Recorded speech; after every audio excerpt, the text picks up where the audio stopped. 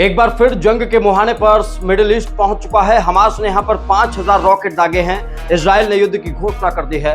फिलिस्तीनी आतंकियों द्वारा गाजा पट्टी की तरफ से इजराइल के कई रिहायशी इलाकों पर रॉकेट दागे गए हैं, जिससे एक महिला की भी मौत हो गई।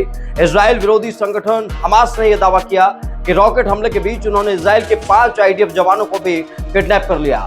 इस हमले के बाद इजराइल ने युद्ध की घोषणा कर दी है। फिलिस्तीनी आतंकियों की ओर से इजराइल पर रॉकेट दागे जाने के बाद इजराइल ने युद्ध की घोषणा करते हुए यह बताया है। समाचार एजेंसी AFP के मुताबिक शनिवार तड़के फिलिस्तीनी आतंकियों ने इजराइल के क्षेत्रों पर दर्जनों रॉकेट दागे, जिससे एक महिला की मौत भी हो गई। इस हमले के बाद इजराइल ने युद्ध की घोषणा कर दी है। इजराइल सरकार ने अपने नागरिकों को घर के अंदर रहने की सलाह दी है। रिपोर्ट के मुताबिक गाजा पट्टी की तरफ से इजराइल के कई रिहायशी इलाकों पर रॉकेट दागे गए हैं।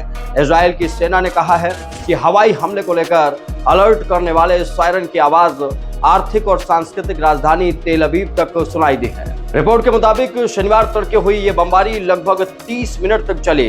इजराइल की बचाव दल मैगन डेविड एडोम ने कहा कि दक्षिणी इजराइल में एक इमारत पर रॉकेट गिरने से 70 वर्षीय महिला गंभीर रूप से घायल हो गई।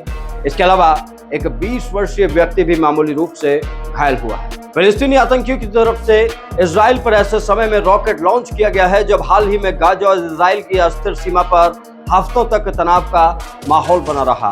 तब इजराइल और ये गाजा के बीच अब क्या होने जा रहा है? हमास ने जो रॉकेट दागे हैं उसके बाद क्या होगा? आप इस खबर पर क्या अपनी राय देते हैं? क्या एक बार फिर से दुनिया युद्ध के मुहाने पर जा रही है? अभी यूक्रेन और रशिया का युद्ध चल ही रहा था।